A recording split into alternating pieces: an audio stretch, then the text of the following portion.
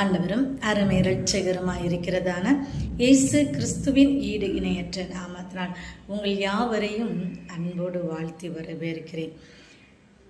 ஒவ்வொரு நாளும் நாம் வாழ்கிறதான இந்த வாழ்க்கையில் மிகவும் கவனமாக வாழ்கிறதான வாழ்க்கையாக இருக்க வேண்டும்.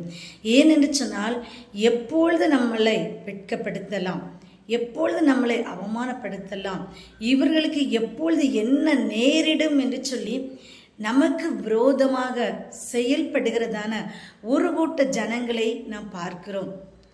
எப்படியாகிலும் இவங்க அவமானப்பட்டு விட மாட்டாங்களா, ஏதாகிலும் இவர்களுடைய வாழ்க்கையிலே நேரிவிட்டு விடாதா என்று சொல்லி எதிர்பார்த்து குறிவைத்து காத்து கொண்டிருக்கிறார்கள்.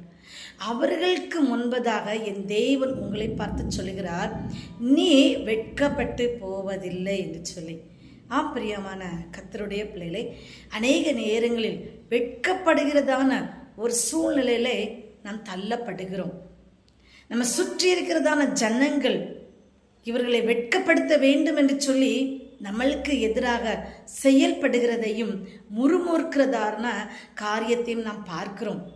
என்ன செய்தால் இவர்கள் வெட்கப்படுவார்கள், எப்படி செய்தால் இவர்கள் தோற்று விடுவார்கள் என்று சொல்லி நமக்கு எதிராக தந்திரமான காரியங்களை செய்கிறதை நாம் பார்க்கிறோம்.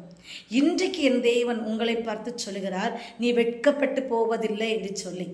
நீங்கள் எந்த இடத்துல, எந்த மனிதர்களுக்கு முன்பதாக, எந்த மனுஷிக்கு முன்பதாக, எந்த காரியத்திலே வெட்கப்பட்டு விடுவீர்களோ என்று சொல்லி நீங்கள் வேதனையோடு காணப்பட்டீர்களோ, அந்த இடத்திலே என் தேவன் உங்களை வெட்கப்படுத்தாதபடிக்கு உங்களுடைய தலைகளை உயர்த்தி உங்களை ஆசீர்வதிப்பார். ஆகவே எதையும் குறித்து கவலைப்படாதபடிக்கு கர்த்தர் சொன்னதான வார்த்தையை மட்டும் விசுவாசத்தோடு ஏற்றுக்கொள்ளுங்கள். நிச்சயமாகவே என் தேவன் உங்களுடைய தலைகளை உயர்த்தி உங்களை ஆசீர்வதிப்பார். அநேகருக்கு ஆசீர்வாதமான பிள்ளைகளா என் தேவன் மாற்றுவார். God bless you.